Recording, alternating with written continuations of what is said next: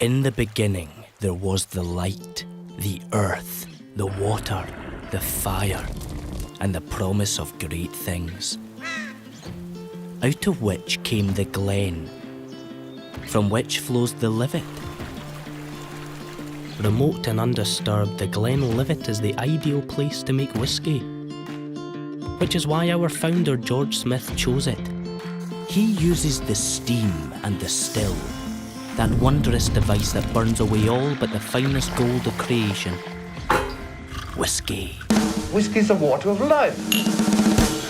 Unfortunately, all of this was against the law until the day in 1822 when the king shows up, tries the whiskey, and guess what?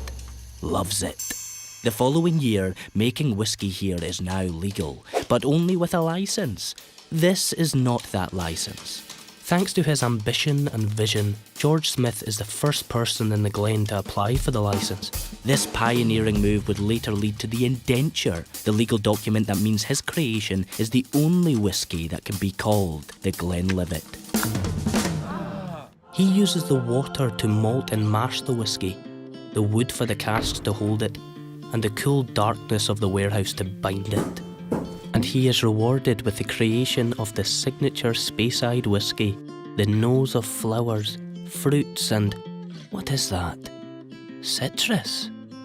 It is the very spirit of the glen itself, distilled into a pleasure at once defining, inspiring, enduring. It tastes wonderfully.